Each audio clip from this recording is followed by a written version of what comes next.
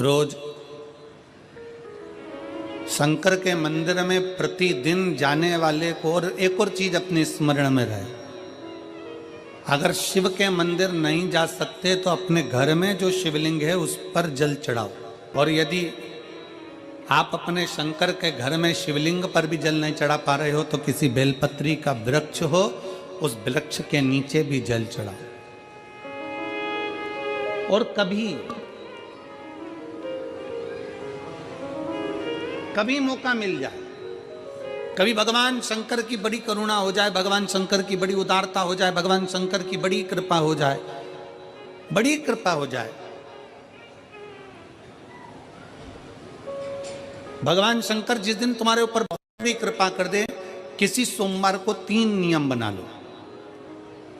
जिस दिन मेरा भोले बाबा तुम पर कृपा कर दे उस दिन सोमवार का एक नियम बनाओ कि महीने का एक सोमवार मुझे ऐसा करना है, 3 नियम धारण करना है महीने के सोमवार को। पहला, सुबेरे जाकर शंकर भगवान को 1 लोटा जल चढ़ाना है। दूसरा, दोपहर के समय पर जाकर मुझे बेलपत्री के वृक्ष के नीचे एक चावल का दाना रखकर बेलपत्री की 7, 11, 21, 108, 51 जितनी परिक्रमा आप लगा सकते हो वो लगाना है। और तीसरा, बेलपत्री के वृक्ष के नीचे और शंकर के मंदिर के दरवाजे पर मुझे एक घी का दीपक लगाना है। बस ये 3 नियम जिसने महीने में एक बार ले लिया, समझ लो उसको पीछे हटने की जरूरत ही नहीं, वो आगे ही बढ़ेगा। महीने के किसी एक सोमवार का ऐसा नियम बना लो कि मुझे 3 नियम धारण करना है महीने के किसी भी एक सोमवार को। हम ये नहीं कहेंगे कि तुम सोमवार 5 पढ़ रहे हैं तो 5 को करो, 4 पढ़ रहे हैं तो 4 को करो, 3 पढ़ रहे हैं तो 3 को करो। तुम तो महीने का एक सोमवार का नियम बना। और मेरी जीजियों से, मेरी बेटियों से जो विदेश में रह रही हैं, जो कहीं बाहर रह रही हैं, कहीं बड़े शहर में रह रही हैं, जो रोज मंदिर नहीं जा सकते, हर किसी महीने के एक सोमवार को भी ये नियम निर्धारण करते, तो उनसे कहेंगे कि 3 महीने में एक सोमवार का नियम बना लो। 3 महीने में नहीं बना सकते तो 6 महीने में एक सोमवार का नियम बना लो। और 6 महीने में नहीं बना सकते तो 1 साल में एक सोमवार का ऐसा नियम बना लो कि मैं साल का एक सोमवार ऐसा रहूंगी कि सुबह सोमवार के दिन मंदिर में जाकर जल चढ़ाऊंगी, दोपहर में जाकर बाबा को एक अक्षत का दाना रखकर, अक्षत का मतलब है कि बाबा मेरी दिनों दिन उन्नति करना। बेलपत्री के वृक्ष के नीचे जो अक्षत रखा जाता है वो उन्नति के लिए रखा जाता है। शंकर के शिवलिंग पर जो अक्षत रखा जाता है वो रोग मुक्ति के लिए रखा जाता है। अशोक सुंदरी पर जो अक्षत रखा जाता है वो संतान प्राप्ति के लिए रखा जाता है। षडानंद कार्तिकेय की ओर जो अक्षत रखा जाता है वो हमारे बच्चों की सुख समृद्धि के लिए रखा जाता है। विनायक की ओर, गणेश जी की ओर जो अक्षत रखा जाता है वो हमारे घर में कोई मंगल कार्य आ जाए उसके लिए रखा जाता है। और जो पीठिका होती है जिसपे शिवलिंग रखा होता है, पार्वती जी का हस्तकमल, उस पर अक्षत रखा जाता है तो नारी के अखंड सौभाग्य के लिए रखा जाता है। अक्षत रखने का भी तरीका है। एक चावल का दाना कहाँ रखा जाता है, क्यों रखा जाता है, कैसे रखा। अब कई लोग कहते हैं गुरुजी ये शिव महापुराण में आप ये नियम बताते हो, तरीका बताते हो। हम तो उनसे कहेंगे डॉक्टर के पास जाओगे तो डॉक्टर भी गोली लिखकर ये नहीं कह देगा कि ये सारी गोली एक साथ खा जा। डॉक्टर भी कहेगा ये गोली सुबह खाना है, ये गोली शाम को खाना है, ये गोली दोपहर में खाना, ये गोली भूखे रहकर खाना। बोलो सही है कि गलत है? ये रात्रि को खाना खाने के बाद खा लेना, ये खाना खाने के पहले, ये नाश्ते के पहले। और सुनो, ये दवाई, ये वाली पीछे वाली जो दवाई लो ना इसको दूध से लेना, ये वाली जो दवाई लो ना इसको पानी से लेना। और सुनो, ये डब्बी है इसको पानी में मिलाकर फिर पीना। दवाई लेने का भी तरीका है, उसी तरह शिव महापुराण में एक एक अक्षत का भी तरीका है और एक एक बेलपत्री का भी तरीका है। अब मान लो कई लोग कहते हैं गुरुजी आप ये तरीका बताते हो शिव पुराण के माध्यम से, कई लोगों के मन में संशय जागता है, तो अगर हम एक साथ चावल चढ़ा दे तो उसका क्या तरीका है? तो हमारा निवेदन है डॉक्टर जो दवाई ले एक ही बार में निपटा जाए, एक ही बार में खा ले। दवाई एक बार में पूरी खा गए असर नहीं करेगी, इसमें डॉक्टर का कोई दोष नहीं है। उसने तो बताया था ऐसे लेना, ऐसे लेना। और तुमने मैं डॉक्टर साहब ने पूछा दवाई पूरी ली, शाम की दवाई भूल गई थी, सवेरे की दवाई भूल गई थी, ये दवाई भूल गई थी। डॉक्टर कहेगा हमने तो नियम बताया था, तुमने नहीं खाई तो असर कहाँ से करेगी? तुम असर कब करती है? जब हम पूजन के तरीके को जान जाएं, जब हम अर्चना के तरीके को जाएं। आप साल भर का एक सोमवार निकाल लो, 6 महीने का एक सोमवार निकाल लो, 3 महीने का एक सोमवार निकाल लो, महीने का एक सोमवार निकाल लो, अपने से दिल में बन जाए तो एक सोमवार ऐसा निकालो जिसके 3 नियम धारण हो। पहला, उसी सोमवार जिसको कर रहे हो उस दिन सुबह जल चढ़ाना। दूसरे, दोपहर के समय पर जाकर बेलपत्री के वृक्ष के नीचे एक चावल का दाना रखना और परिक्रमा बेलपत्र की जितनी तुमसे बन जाए, जितनी तुम्हारे शरीर की कैपेसिटी हो, जितना तुम्हारा शरीर चलते बन जाए। हम तो ये भी नहीं कहते कि तुम भूखे रहकर भगवान का भजन करो, हम कभी नहीं कहते। हम तो यहां तक कहते हैं, हमारे पुष्टि मार्ग में यहां तक कहा गया कि वल्लभ कुल की एकादशी करो, भले बकरी जैसे चरो पर एकादशी करो। हम तो यहां तक कहते हैं कि बहुत समय से कल मेरी एकादशी है, एकादशी है, एकादशी है, एकादशी है, पूरे घर को हिलाकर रख दिया, एकादशी है, एकादशी, एकादशी है। बहू टेंशन में, बेटा डिप्रेशन में, पति पपीता ला ला के, सेव फल ला ला के, मूंगफली का दाना ला ला के, काजू कतली ला ला के, सेव फल ला ला के, और सारा सामान, साबूदाना और खिचड़ी और ना चिप्स ना जाने क्या क्या ला ला के, बेचारा पति एकादशी आती है वो नौमी से चिंता में पड़ जाता है।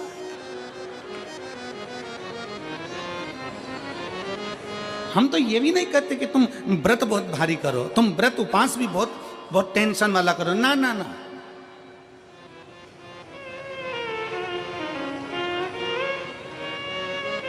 अपने को व्रत उपास भी इतना बहुत बहुत भूखे रह रहे हो, बहुत प्यासे रह रहे हो, और मालूम पड़े कि भगवान हमें मिलेगा, भगवान हमें मिलेगा। भगवान कहता है कि देख भाई, मैं भी भूखा नहीं रहता, तू भी भूखा मत रहे, मैं भी चकाचक रहता हूँ, तू भी चकाचक रहे, मैं भी अपने। और भगवान शंकर तो ये भी कहते हैं कि अपना परिवार भी मत छोड़ो। मेरे पास में पार्वती भी, एक ही देवता है जो विथ फैमिली मंदिर में बैठता है। शंकर जी हैं तो पार्वती जी है, तो गणेश जी हैं, तो कार्तिकेय जी हैं, तो नंदी है, सब मंदिर के अंदर चाहिए। शंकर भगवान अपने पूरे परिवार के साथ। शंकर जी तो ये कहते हैं अकेले तुम क्यों रहते हो। शिव जी की एक बात अपने ध्यान में रखना, कितनी सुंदर बात है शंकर भगवान की, बहुत ध्यान में रखिएगा। आप जौहरी नहीं हो, हीरे को नहीं परख सकते। हम भी जौहरी नहीं है, हम हीरा को नहीं समझ सकते। पर भगवान शंकर ने पृथ्वी पर जिसको जन्म दिया उसको जौहरी बनाकर पैदा किया है, उसको जौहरी बनाकर भेजा है कि आप भले हीरा को न समझो चलेगा, पर अपने नजदीक में कोई दुखी है तो उसकी पीड़ा को जरूर समझना। भगवान शंकर कहते हैं उसकी पीड़ा का स्मरण।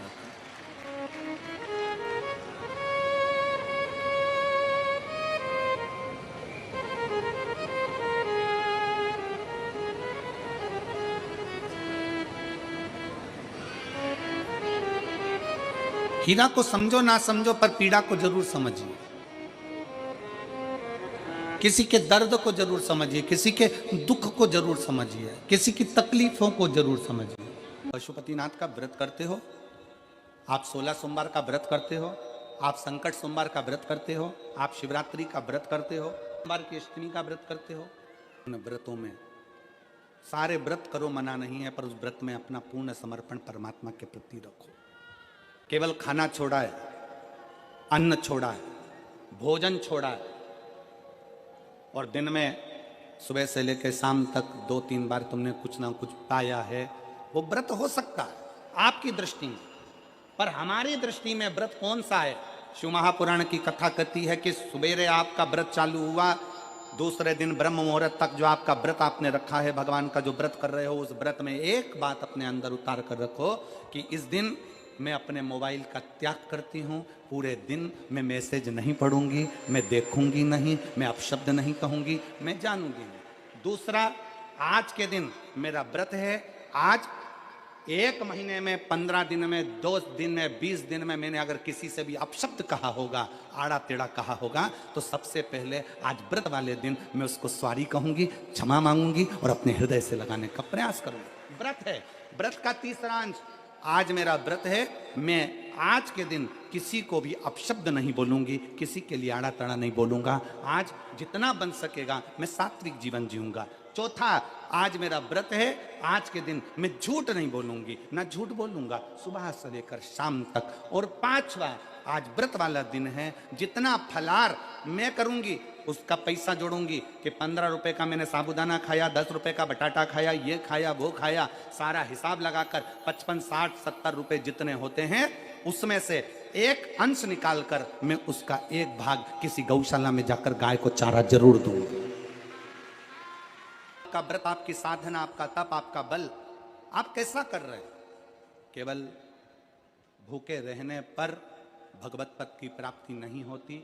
शिव महापुराण की कथा कहती है कि भूखे रहने से भगवान की प्राप्ति नहीं होती। शिव पुराण की कथा कहती है भगवान को पाने की भूख बढ़ाने से भगवान की प्राप्ति होती है। भीतर से परमात्मा को पाने की भूख बढ़ाइए, भगवान को पाने की भूख बढ़ाओ भीतर से।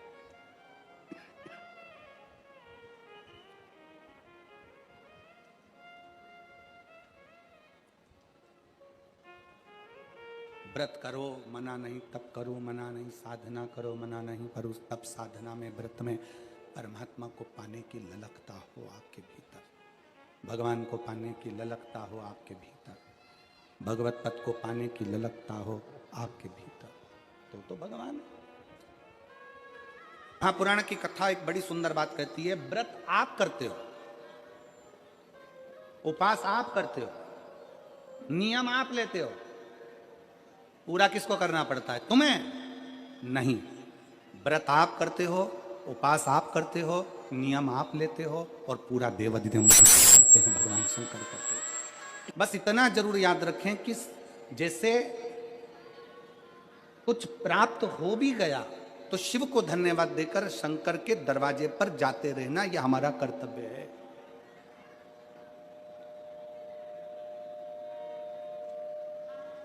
एक बहन जी ने पत्र लिखा था कल। उस पत्र में बहन जी ने लिखा कि शिव महापुराण तप का मतलब क्या होता? चलिए, उपास का मतलब बताओ। खाना छोड़ देना व्रत नहीं है, दूसरे का धन छुड़ाकर खाना छोड़ देना व्रत है। शिक्षा दे देना, किसी को चिकित्सा की जरूरत है उसकी चिकित्सा में थोड़ा सा धन लगा देना, कोई रोते हुए के आंख के आंसुओं को पोंछ देना, किसी के दुख में खड़े होकर उसको खुशियां प्रदान कर देना, ये दुनिया का सबसे बड़ा व्रत है, सबसे बड़ी साधना, सबसे बड़ा तप। मन साफ है तो सारी गलतियां माफ है, और अगर मन ही साफ नहीं है तो गलती कौन माफ करेगा भाई? हम भी तो अपनी जिंदगी में एक नियम बना सकते हैं कि मैं श्री शिवाय नमस्तुभ्यम का जाप करूंगी। मेरी कॉलोनी में कोई शंकर जी का मंदिर है, हम 5-10 महिलाएं प्रत्येक सोमवार को 10 मिनट बैठेंगी। शाम के समय प्रदोष काल में 6 बजे 6:30 बजे बैठेंगे, 6:45 बजे 15 मिनट बाद उठ जाएंगे, श्री शिवाय नमस्तुभ्यम का जाप करेंगे, शंकर जी को भोग लगाएंगे। अगर एक हफ्ते में 5 सोमवार पड़ते हैं तो 5 महिलाएं अपना नियम बना ले कि आज का प्रसाद थोड़ा सा, कुछ भी शक्कर, खड़ी शक्कर, कुछ भी मैं लेके आऊंगी, माँ भोग लगाएंगे, अपन 5 मिलकर श्री शिवाय नमस्तुभ्यम जपेंगे, प्रसाद बांट देंगे, अपने घर चले जाएंगे। ज्यादा ढोंग प्रपंच नहीं, दिखावा नहीं, कोई एक नियम। हमारे नजदीक में शंकर जी का मंदिर है, हफ्ते में एक बार नियम बनाएंगे, उस मंदिर में सफाई करेंगे। हफ्ते में एक बार नियम बनाएंगे, अपने नजदीक के शंकर के मंदिर को साफ करेंगे, क्लीन करेंगे। एक नियम अपने अंदर बनाओ शिव के प्रति।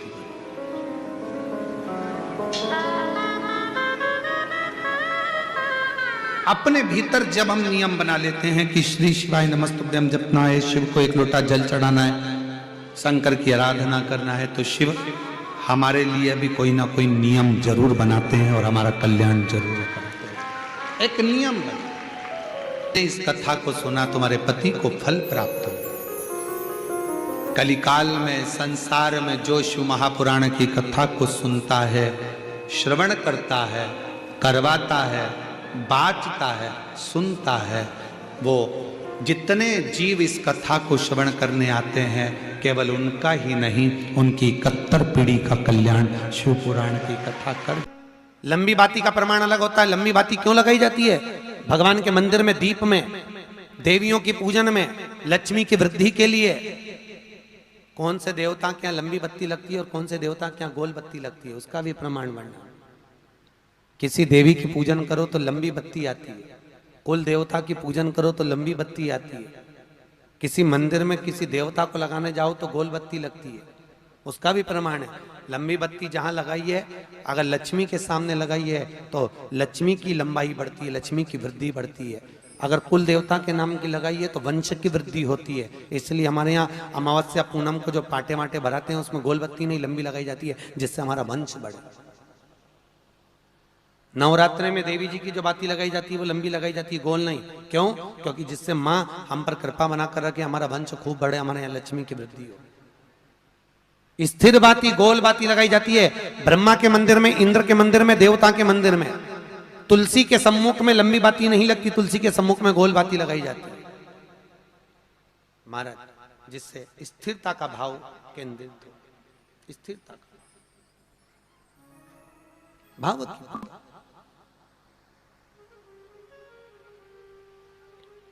पीपल के वृक्ष के नीचे कभी लंबी बाती नहीं लगती, बड़ के पेड़ के नीचे कभी लंबी बाती नहीं लगती, आंवले के पेड़ के नीचे कभी गोल बाती नहीं लगती। आंवले के वृक्ष के नीचे लंबी बाती लगना चाहिए, धन की वृद्धि, सुख समृद्धि। तुलसी के पौधे के नीचे लंबी नहीं लगती, गोल बाती लगती। बातियों का भी प्रमाण। मान लो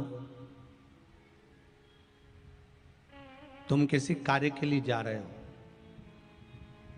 5 बार 6 बार तुम उस कार्य के लिए होकर आ गए, या किसी से अपना पैसा लेना है और तुम उसको पास 50 बार होकर आ गए हो, भैया पैसे कब देगा?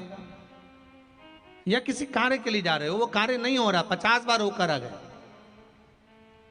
वो काम नहीं हो रहा। शिव महापुराण कहती है लाल चंदन, कौन सा चंदन? लाल चंदन को अच्छा घिसो और घिसकर तैयार कर कर बेलपत्री के ये जो दोनों भाग हैं, दर्शन हो रहे हैं आप लोगों को? लाल चंदन घिसो और घिसकर बेलपत्री के ये दोनों भाग हैं, दोनों पत्तियां जो नीचे की हैं, इसमें उस चंदन को लगा लीजिए। अगर किसी से आपको पैसा लेना है, वो नहीं दे रहा, या कोई काम है या जॉब है या नौकरी है या उसके लिए, या कोई विद्या अध्ययन का कोई कार्य है, कोई स्कूल में पढ़ाई कर रहे हो और वो कार्य नहीं हो रहा, 5 बार 6 बार करके देख लिया, नहीं हो रहा, तो ये दोनों पत्तियों पर लाल चंदन लगाओ। लाल चंदन लगाने का मतलब ये नहीं कि जरा सी तुम बिंदी लगा दो, लाल चंदन जो घिसा है उसको पूरी पत्तियों पर अच्छे से फेरना है, उस लाल चंदन को लगा लीजिए। और महाराज बीच की पत्ती में थोड़ा सा घृत, घृत मतलब गाय का घी, गौ माता के दूध से, माखन से निर्मित उस घी को बीच की पत्ती में थोड़ा सा लगा लीजिए। और जो अशोक सुंदरी वाली जगह है, जानते हो ना आप लोग अशोक सुंदरी की जगह, आपको पहले भी कथा में कहा, समझ लीजिए ये शिवलिंग है, ये जलाधारी पर रखा हुआ है, ये गोल जलाधारी है, यहां से पानी नीचे गिरता है, ठीक है, ऐसे होता ना शिवलिंग। तो शंकर भगवान का पूरा परिवार शिवलिंग के आसपास में होता है। शंकर भगवान के 13 बच्चे हैं। कितने बच्चे हैं शिव जी के? 13 बच्चे, पूरे 13 के 13 बच्चे और धर्म पत्नी शिव जी की शिवलिंग के आसपास में है। जैसे ये जो गोल जलाधारी है, ये माता पार्वती जी का हस्त कमल है। शिवलिंग रखा है, ये शंकर जी का स्वरूप है। जहां से पानी नीचे गिरता है, राइट भाग गणेश जी का स्थान, लेफ्ट भाग 6 कार्तिकेय, षडानंद कार्तिकेय का स्थान। जहां शिवलिंग का जहां पानी जाता है उसके बीच में एक मोटी सी लाइन होती है, वो शंकर भगवान की सबसे छोटी लड़की जिसका नाम अशोक सुंदरी है, उसका स्थान है। ऊपर से बूंद बूंद पानी जो शिवलिंग पर गिर रहा है, ये शंकर भगवान की 5 लड़कियों का स्थान है। जया, विषहरा, शामली बारी, दौतली और देव। ये शंकर जी की 5 बेटियां हैं जो भगवान शंकर के ऊपर पानी की एक एक बूंद गिराती हैं महाराज। तो शिव जी की जो सबसे छोटी लड़की है अशोक सुंदरी, उस अशोक सुंदरी वाली जगह पर इस बेलपत्र को प्रदोष के दिन या सोमवार के दिन आप घी वाली बेलपत्र को अशोक सुंदरी वाली जगह पर रखकर, ये जो चंदन लगी हुई बेलपत्र है इसका मुख ऐसा सीधा की सीधा रखोगे तो गणेश जी की ओर हो जाएगा, षडानंद कार्तिकेय की ओर हो जाएगा। अपनी कामना कर कर जिससे धन लेना है, पैसा लेना है या जो कार्य निकालना है वो नहीं निकल रहा, बहुत प्रयास कर लिया, अदालत में 50 बार हो जाए, काम नहीं हो रहा, तब इस बेलपत्र का प्रयोग करना, बाबा से विनती करना और विनती कर कर वापिस सजाना। केवल 2 प्रदोष या 2 सोमवार कर लीजिए, बाबा आपकी मनोकामना पूर्ण कर देगा। उस बेलपत्र का सुख प्राप्त हो जाए।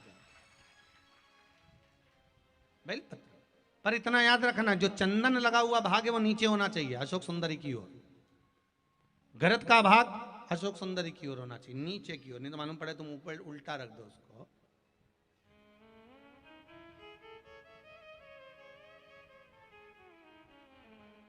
शिव स्मरण में यही चीज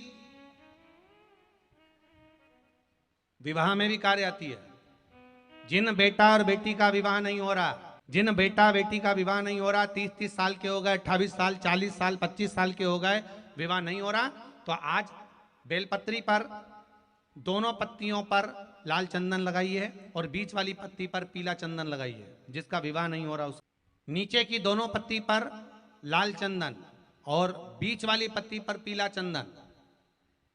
महाराज, पीला चंदन लगाने के बाद में जो लाल चंदन है, उस लाल चंदन से 7 बिंदी पीले चंदन वाली पत्ती पर लगवा दीजिए। जिस लड़का लड़की का विवाह नहीं हो रहा उससे लाल चंदन की 7 बिंदी लगवा दीजिए और लगवा कर जहां पर अशोक सुंदरी का स्थान है वहां पर उस बेलपत्री को उसका नाम और गोत्र बोलकर, जिस व्यक्ति का विवाह नहीं हो रहा, नाम और गोत्र बोलकर आज रात्रि के समय पर या आज शाम के समय पर उस बेलपत्र को भगवान शंकर की अशोक सुंदरी की जगह पर चढ़ा दो और बाबा से विनती कर लो, बाबा मेरा मंगल विवाह हो, ऐसा निवेदन कर लो।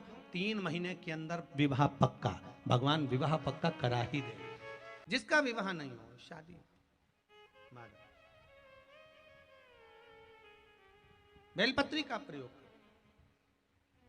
बस दोनों में अंतर है घृत का और पीले चंदन का। 7 बिंदी लाल चंदन की जब पीला चंदन लग जाए, 7 बिंदी लाल चंदन की उससे लगवाओ जिसका विवाह करना है। जिसका विवाह नहीं हो रहा उससे लगवाइए, फिर भगवान को